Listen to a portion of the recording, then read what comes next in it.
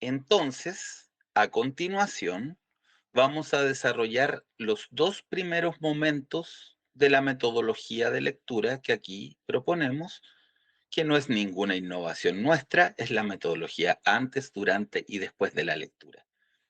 Antes de la lectura, vamos a recabar toda la información del texto que podamos obtener antes de leer el texto. Esto nos va a servir para generar puentes neuronales, activar nuestros conocimientos previos y generar una disposición hacia el texto identificando elementos importantes que van a hacer que nuestra lectura sea más rica, que sea más atenta y que se pueda focalizar en los aspectos específicos que este tipo de texto nos presenta. Luego, durante la lectura, vamos a leer, pero no vamos a leer de manera pasiva, vamos a leer subrayando, encerrando en círculo y anotando síntesis por cada uno de los párrafos. Este método de lectura implica una compenetración mayor con el acto de leer. Es un tipo de lectura mucho menos pasiva que solamente leer y que pasen las palabras por la mente sin que necesariamente entendamos lo que se está diciendo. Entonces, comencemos. Lectura 1. Preguntas de 1 a 7. Fragmento de un capítulo del libro Desarrollo Psicológico y Educación publicado el año 2014. Antes de la lectura. Veamos el título del texto. Psicología evolutiva, conceptos, enfoques, controversias y métodos, de Jesús Palacios. El título ya nos indica que es probablemente un texto expositivo y no un ensayo, un texto expositivo que va a presentarnos elementos básicos para poder comprender esta subdisciplina de la psicología, que es la psicología evolutiva, ¿cierto? El título nos muestra la palabra psicología, pero con un apellido, psicología evolutiva, por lo que deberemos entender que es una corriente o enfoque dentro de la psicología. Vemos los subtítulos. El primer subtítulo dice el desarrollo psicológico y sus determinantes fundamentales. Nos confirma la idea de que este es un texto básico, básico no en el sentido de fácil, básico en el sentido de base, o sea que nos proporciona elementos bases para después poder comprender elementos más complejos. Si leemos frases al azar, podremos darnos cuenta si es un texto más expositivo o más argumentativo. En la medida en que si es un texto más expositivo, nos vamos a encontrar con un lenguaje descriptivo que no da valoraciones. Por ejemplo, tomo al azar esta frase. En oposición a los hechos normativos, los fenómenos idiosincráticos se refieren a lo que es propio de determinados individuos, sin que pueda considerarse que en modo alguno caracterizan a todos ellos o a grupos importantes. Ese enunciado es solamente descriptivo, no presenta una opinión, no presenta un punto de vista personal sobre lo que se está diciendo. Tomemos otra frase al azar. Podemos, pues, decir que la psicología evolutiva es la disciplina psicológica que se ocupa de estudiar los cambios conductuales que en una cierta relación con la edad se dan en las personas a lo largo de su desarrollo. De nuevo, nos encontramos con un lenguaje que es principalmente descriptivo. No se está argumentando a favor de nada, no se está intentando convencer de nada. Entonces puedo predecir que este es un texto expositivo. Además, si leo abajo del texto la fuente, Palacios J, Marchesi A, Col C, 2014, Desarrollo Psicológico y Educación 1, Psicología Evolutiva, Alianza Editorial. Esto nos muestra que este texto pareciera ser parte de un esfuerzo divulgativo más amplio sobre el tema de desarrollo psicológico y educación. Este parece ser el tomo 1 de al menos 2, porque si nos dice que es el 1, es que al menos hay un 2, Yo puedo imaginar que hay muchos también. Y este tomo está dedicado a la psicología evolutiva. ¿Qué puedo esperarme de esto entonces? Puedo esperarme principalmente un texto que es de divulgación científica. Es decir, no es un texto que está hecho para personas que ya saben mucho de psicología evolutiva e investigan dentro de esa disciplina, forman parte de una comunidad científica que se dedica a la psicología evolutiva, porque los textos que escriben y leen esas personas probablemente son investigaciones mucho más avanzadas. Como acá se nos están presentando los elementos básicos, tendremos que llegar a la idea de que estamos frente a un texto introductorio. En cuanto a situaciones de lectura, ¿a quién le podría servir un texto introductorio? Bueno, le puede servir a un estudiante de primer año de psicología o una estudiante de primer año de psicología, ¿cierto? A una persona que está en su educación secundaria o estudiando una carrera que sea distinta a psicología y que necesita información sobre esta corriente de la psicología evolutiva. Podría interesarle este texto también a una persona curiosa que está interesada en la psicología y que le gustaría saber más sobre esta corriente en específico. Esto lo podemos saber antes de la lectura. No hemos leído el texto y ya hemos levantado toda esta información con respecto al texto. Para eso sirve este primer momento, antes de la lectura. Ahora pasaremos al segundo momento de la lectura, considerando que el tercer momento de la lectura es responder las preguntas. Y para cada pregunta habrá un video por separado. Ahora vamos al segundo momento durante la lectura. ¿De qué se trata este momento? Se trata de buscar una lectura activa, no una lectura pasiva. Como se dice, no que el texto pase por uno, sino que, o una, ¿cierto? Uno en mi caso, porque soy varón, pero puede ser una, une, como ustedes se sientan cómodas, cómodos, cómodes, em, sino ir al texto de manera activa. Para ello, la herramienta tradicional es la de la anotación, básicamente rayar el texto. Si ustedes tienen el ensayo impreso en físico, esto es mucho más fácil. Yo voy a ocupar herramientas digitales para hacer eso, pero la verdad, para mí está lejos de parecerme óptimo, es mucho más cómodo rayar un texto, aunque es menos ecológico también. Y cuando ustedes den la PAES, van a tener el texto y un lápiz, así que no va a haber problema con eso. Yo tengo un sistema simplificado de notaciones basado en los que he aprendido. Esto no es algo que se me ocurrió a mí, por supuesto. Los conceptos los encierro en un círculo, al igual que los nombres importantes. Las definiciones, las caracterizaciones importantes las subrayo. Asimismo, los años. Y al final de cada párrafo escribo en breves palabras una síntesis. Eso me va a servir en dos tipos de preguntas. En las preguntas que buscan que uno relacione los párrafos entre sí, por ejemplo, cuál es la relación entre el segundo párrafo y el tercero para el plan general del texto, o bien para las preguntas de síntesis del tipo, ¿cuál es la idea principal del tercer párrafo? En esos contextos, anotar cada vez que termina un párrafo una serie de palabras que lo sinteticen ayuda bastante las tareas de la fase posterior. Entonces, por eso, a nuestro entender, la mejor metodología de lectura es la que interviene el texto. Eso nos permite tener una actitud más activa y más comprometida con la lectura.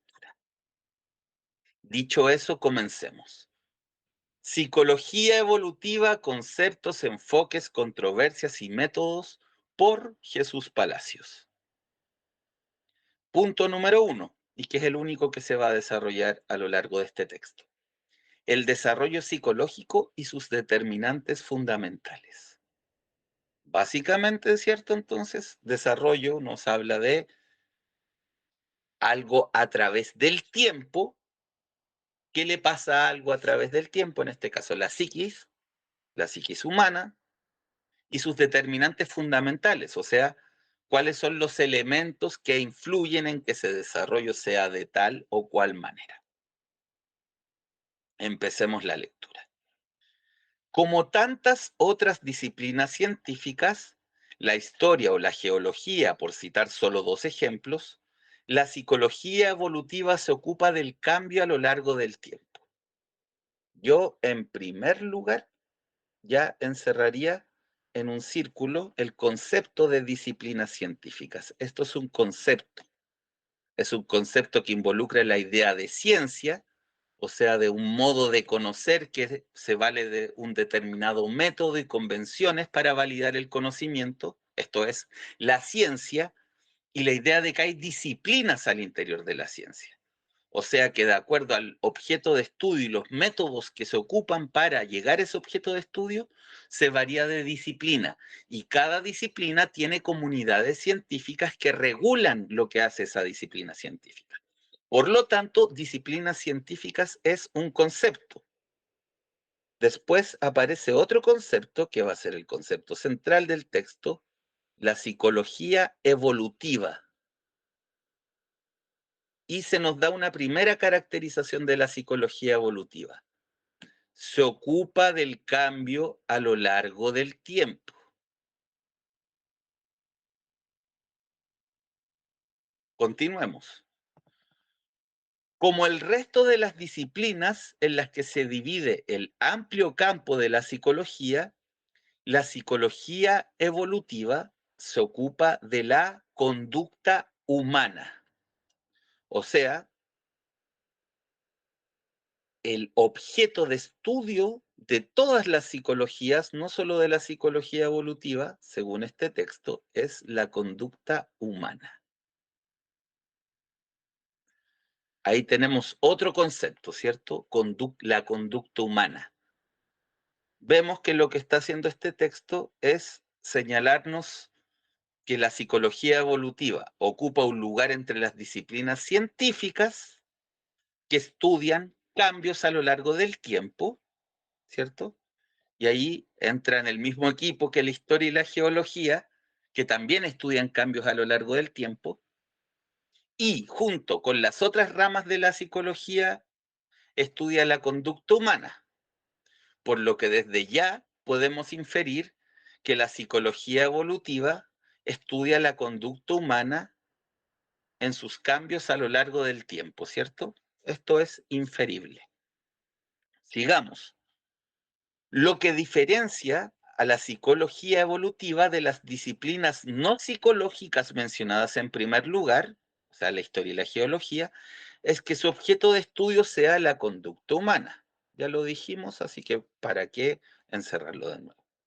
Tanto en sus aspectos externos y visibles, ¿cierto? O sea, lo que podemos ver de la conducta de una persona, como en los internos, pensamientos, motivaciones, estados mentales, etcétera, ¿cierto? Que son cosas que no podemos ver de otra persona, no podemos observarla directamente por medio del sentido de la vista. Necesitamos otras formas de observación. Por eso dice, y no directamente perceptibles, porque podemos tener métodos para entender los estados mentales, pero no podemos observar con la vista un estado mental. Lo que podemos observar con la vista es una persona que está teniendo una conducta bajo un estado mental determinado, ¿no? Entonces, lo que diferencia la psicología evolutiva de la historia o de la geología es que estudia la conducta humana. Luego nos dice, respecto al resto de las disciplinas psicológicas, lo que diferencia a la psicología evolutiva es su interés por la conducta humana desde el punto de vista de sus cambios y transformaciones a lo largo del tiempo. se repite la idea que ya habíamos inferido, ¿no? Lo que nos muestra nuevamente que este es un texto introductorio, puesto que está repitiendo una definición que ya se dejaba inferir más arriba, lo que nos permite apostar, porque la razón de esa repetición es una razón didáctica, ¿cierto? En un texto introductorio es importante repetir varias veces las ideas, porque es un tema que quien escribe asume que la persona que lee no conoce. Entonces vemos que en la segunda parte del párrafo básicamente se repiten las ideas de la primera parte del párrafo.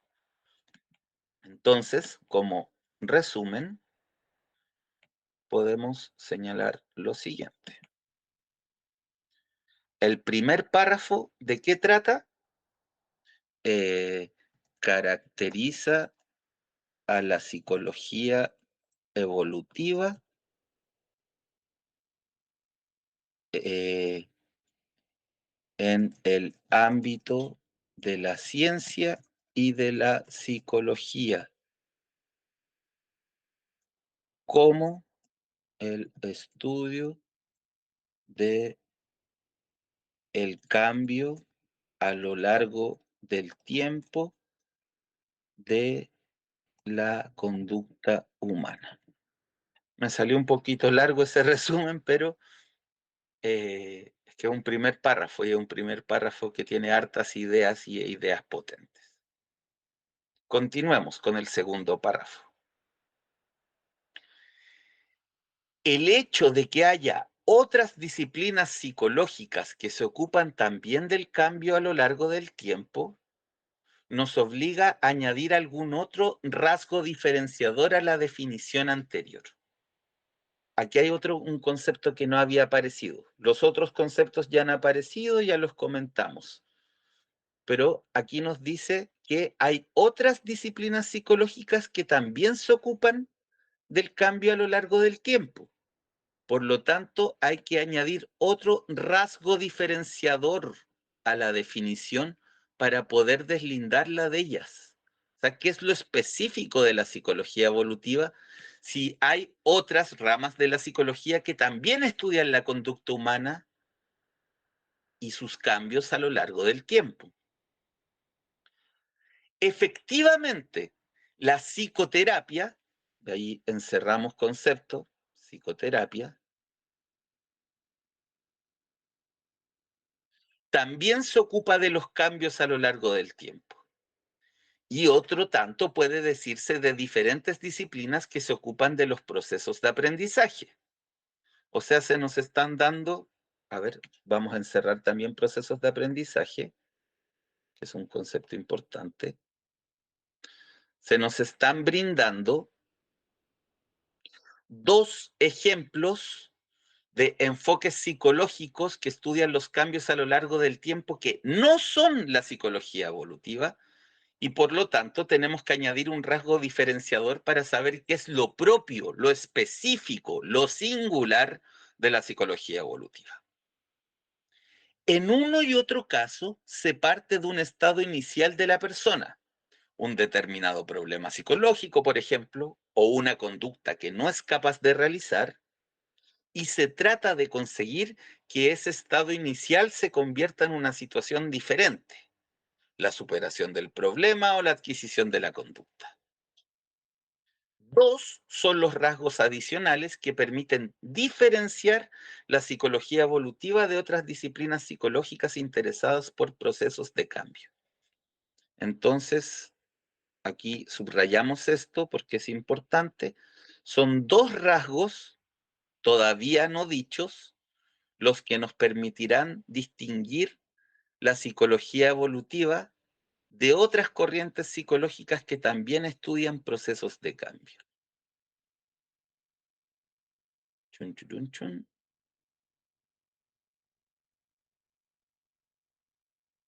Entonces subrayamos aquello. ¿Cómo podemos resumir este párrafo? Yo lo resumiría de esta manera. Hay otras corrientes psicológicas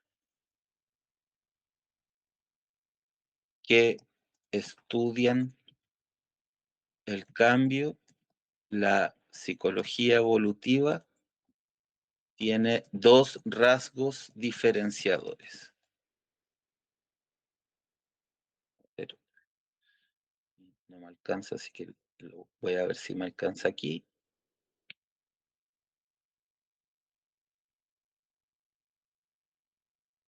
Ahí sí. Hay corrientes psicológicas que estudian el cambio, hay otras corrientes psicológicas que estudian el cambio conductual, eso habría que agregarle para ser más preciso. Conductual. La psicología evolutiva tiene dos rasgos diferenciadores frente a estas otras corrientes, como la psicoterapia y la psicología del aprendizaje, que son las que se mencionan. Ahora podemos anticipar que los dos párrafos que vienen, cada uno estará dedicado a uno de los dos rasgos diferenciadores, y esto lo podemos adelantar a partir de esta marca textual, ¿cierto? Que dice, en primer lugar.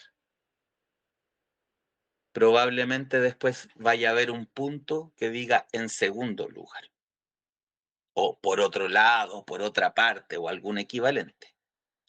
En primer lugar, que los cambios de los que se ocupa la psicología evolutiva tienen un carácter normativo o cuasi normativo que no poseen los cambios de los que se ocupan otras disciplinas psicológicas interesadas por el cambio. Ya, entonces, uno de estos rasgos diferenciadores es el carácter normativo o cuasi normativo. Aquí tenemos conceptos nuevos y además son conceptos importantes porque son rasgos diferenciadores. O sea, la psicología evolutiva tiene este carácter normativo o cuasi normativo que no poseen las otras corrientes. Y eso ya la singulariza, la vuelve un enfoque específico, diferente de la psicoterapia y de la psicología del aprendizaje. Y yo agregaría del psicoanálisis, de la psicología cognitivo-conductual, de la psicología sistémica, lo que a ustedes les guste. Entonces, aquí se define qué significa normativo o cuasi normativo. Ya sabemos que ese es el rasgo diferenciador, pero todavía no se nos ha dicho qué es. Normativo significa que los procesos de los que se ocupa la psicología evolutiva son aplicables o bien a todos los seres humanos o bien a grandes grupos de ellos. O sea, normativo es que los enunciados que produce la psicología evolutiva como ciencia se aplican o a todos los seres humanos o al menos a grandes grupos de seres humanos.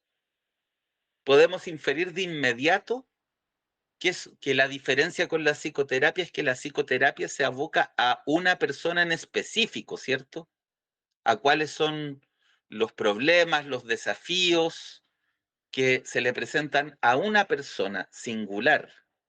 En cambio, se nos está diciendo que la psicología evolutiva busca enunciados de carácter normativo y se nos explica que normativo significa que estos se apliquen o a todos los seres humanos o al menos a grandes grupos de seres humanos.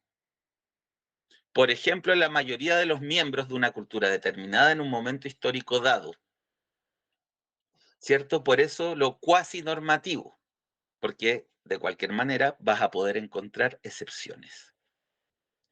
Lo normativo o cuasi normativo son más las transiciones evolutivas y los procesos de desarrollo que los contenidos concretos, de forma que, por ejemplo, en todos los humanos es normativo el ser cuidado por alguien en la primera infancia. Y en Occidente es normativo el ingreso en la escuela y son normativas las relaciones con los compañeros, aunque no es normativa la forma en que esas relaciones transcurran para cada uno. Entonces, se introducen dos conceptos nuevos, transiciones evolutivas y procesos de desarrollo. Encerramos.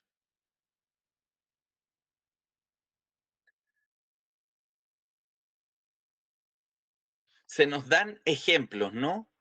Todos los seres humanos necesitamos que alguien nos cuide para poder crecer como seres humanos. Está comprobado, o sea, hay casos de personas que han crecido en estado salvaje y no desarrollan el lenguaje.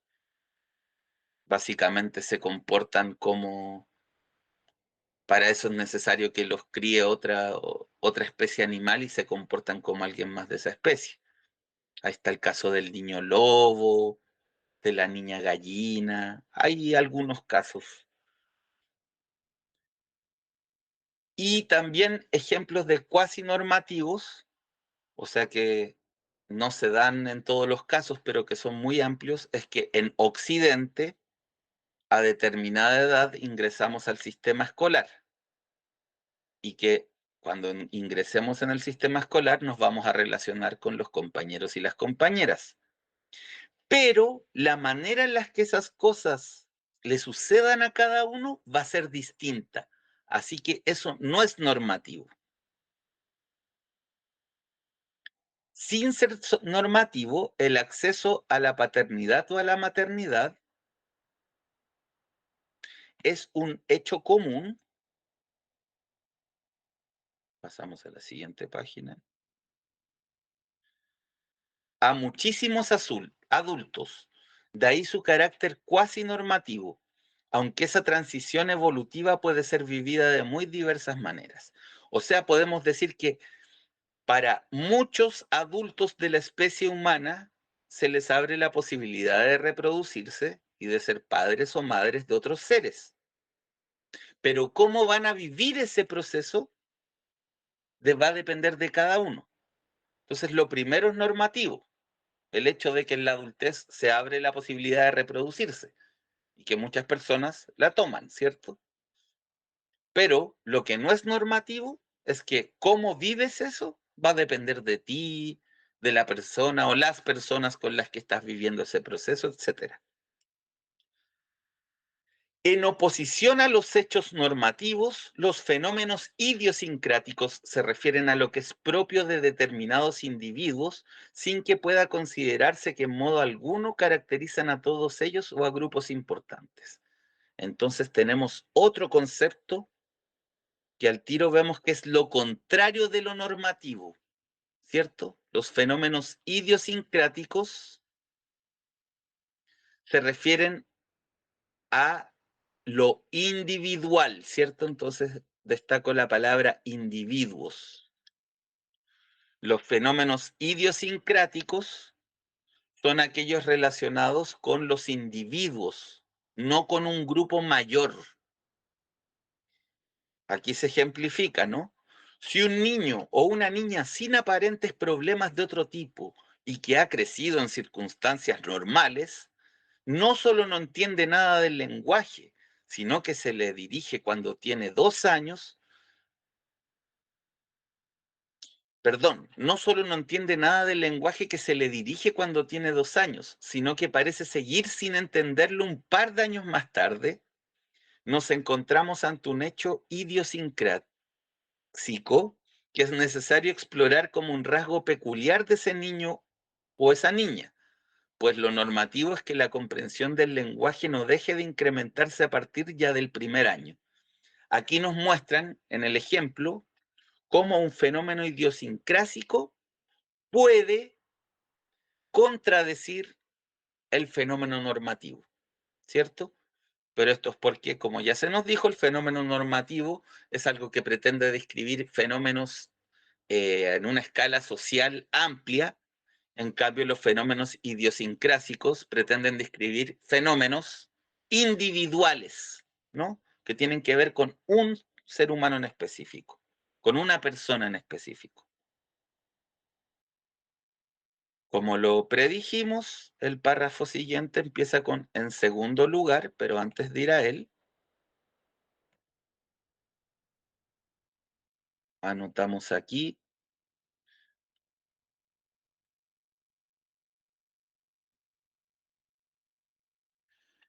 lo propio de la psicología evolutiva. Voy a mover esto para que me alcance el espacio. Lo propio de la psicología evolutiva son los fenómenos menos normativos y no los idiosincrásicos. Ese es mi resumen de ese bloque de texto. En segundo lugar, los cambios de los que se ocupa la psicología evolutiva tienen una relación con la edad que habitualmente no existe en las otras disciplinas psicológicas interesadas por el cambio. La psicología evolutiva se ocupa de cambios que muestran vinculación con la edad, o para ser más exactos, con el periodo de la vida humana en el que la persona se halle. Entonces, otro rasgo de la psicología evolutiva, ¿cierto? Es una vinculación con la edad, se nos dice primero, pero luego se precisa el concepto. La edad parece ser muy vago como concepto. Entonces se nos da un concepto que es un poco más exacto. Período de la vida humana. Al decir que es un periodo de la vida humana se infiere que es algo generalizable, ¿no? No es el periodo de la vida de Pablo, de Catalina, de Susana o de Alberto. Es un periodo de la vida humana, o sea, algo que por regla general le toca a la mayoría de los humanos. Así, ahora viene un ejemplo entonces, podemos referirnos a la adquisición de la identidad personal, saber quién soy, cómo me llamo, cómo soy, cuáles son mis circunstancias, como algo típico de los primeros años de la vida humana. Pero si hablamos de la identidad adolescente, estamos hablando de otros contenidos psicológicos. Y lo mismo ocurre si nos referimos a la crisis de identidad que muchas personas parecen experimentar hacia la mitad de su vida, o de la redefinición de la identidad que se produce con ocasión del envejecimiento. O sea, contenidos relacionados con la identidad van a elaborarse en distintos momentos de la vida de una persona. Y para la psicología evolutiva, como su énfasis no está en los contenidos, sino que en el periodo de la vida humana en el que se dan, van a ser distintos. La crisis de identidad de las personas adolescentes no es lo mismo que la crisis de identidad que tienen las personas cuando cumplen 40 años, ni es la misma crisis de identidad que tienen las personas cuando aceptan e incorporan psíquicamente el hecho de que ya están en un proceso de envejecimiento que avanza, ¿cierto? Por consiguiente, los cambios de que se ocupa la psicología evolutiva están en gran medida matizados por el momento de la vida en que ocurren, mostrando frecuentemente una estrecha dependencia respecto a la etapa de la vida humana de que se trate. Aquí dice periodo de la vida humana, abajo dice etapa de la vida humana. Tenemos que entender que estos dos conceptos se están ocupando como sinónimos, pero lo encierro igual por si acaso. Bajo un poco más. Entonces, para escribir el resumen, ¿no? Aquí es más corto. La psicología evolutiva observa cambios bajo la idea de que hay periodos o etapas en la vida humana.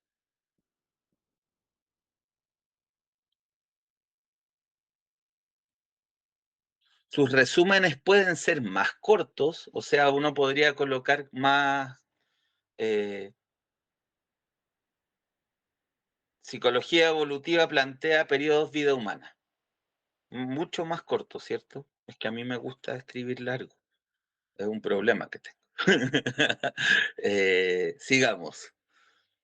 Podemos, pues, decir que la psicología evolutiva es la disciplina psicológica que se ocupa de estudiar los cambios conductuales que en una cierta relación con la edad se dan en las personas a lo largo de su desarrollo. Esta idea ya ha sido dicha. Vemos de nuevo que se está repitiendo y eso nos confirma que estamos ante un texto que tiene propósitos didácticos, pedagógicos, y por eso repite varias veces la misma idea, porque está hecho para que aprenda alguien que sabe poco o nada sobre el tema. Es decir, desde su concepción hasta su muerte. Los cambios de los que se ocupa la psicología evolutiva están mucho más cerca de lo normativo, incluso si hay sujetos o procesos que escapan a esa normatividad. Esto lo subrayo porque nos da una idea importante, o sea, aunque buscan lo normativo, saben que lo normativo no se va a dar en todos los sujetos. Como dice el dicho popular, la excepción que confirma la regla, ¿cierto? Entonces, está mucho más cerca de lo normativo que de lo idiosincrásico. Algunas matizaciones nos ayudarán a precisar un poco más la definición anterior. Entonces, aquí podemos decir que este párrafo sintetiza lo dicho hasta ahora, enfatizando que la psicología evolutiva se aboca a lo normativo y no a lo idiosincrásico.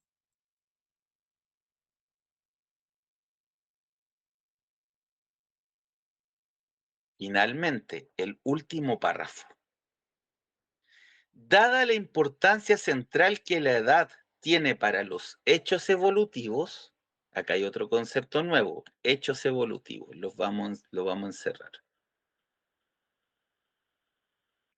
Voy a marcar la coma que borré con el lápiz. La primera matización tiene que referirse a ella. O sea, se va a matizar lo anteriormente dicho para que podamos entender mejor. En primer lugar, la edad, ¿cierto? ¿Para qué sirve? Sirve para señalar que cuando hablamos de edad en psicología evolutiva normalmente no nos referimos a una edad concreta. O sea, no se refiere a los 7 u 8 años, no sé, esto pasa a los 7 años, esto pasa a los 8 años. Aquí lo subrayamos porque es importante en relación a lo que se nos ha dicho. No es que sea tan cuadrado de decir sí o sí a los 6 años te tiene que pasar tal cosa, sino a uno de los periodos en los que habitualmente dividimos el desarrollo humano. Esta es otra idea, ¿cierto? Los periodos del desarrollo humano. Aquí, para no hacer el círculo tan grande, voy a colocar solo los extremos del círculo, porque es un concepto largo, ¿cierto? Los periodos en los que habitualmente dividimos el desarrollo humano. Así, y sin mencionar ahora la etapa prenatal, en general situamos los cambios dentro de la primera infancia, 0 a 2 años, los años previos a la escolaridad obligatoria, 2 a 6 años, los años de la escuela primaria, 6 a 12 años, la adolescencia hasta el final de la segunda década, la madurez aproximadamente desde los 20 hasta los 65-70 años y la vejez en torno a los 65-70 años. Es cierto que hay cambios psicológicos que pueden adscribirse a edades más concretas, pero eso suele ocurrir con más frecuencia en la primera infancia y además no suele ser de manera inexorable, de forma que son posibles variaciones interindividuales de cierta importancia, incluso en los cambios que se asocian más claramente con una edad determinada. Variaciones interindividuales es un concepto nuevo. Lo que se nos está diciendo aquí básicamente es que más que edad, se habla de periodos de vida y se definen cuáles son los periodos de vida. Entonces, lo anotamos, ¿cierto? En nuestro resumen. Más que la edad, la psicología evolutiva estudia el desarrollo de la conducta en etapas definidas que se mencionan y especifican en este párrafo. ¿Cierto? La primera infancia, los años previos, la adolescencia, la madurez, la vejez. Y con eso, si se fijan, hicimos una lectura súper profunda del texto.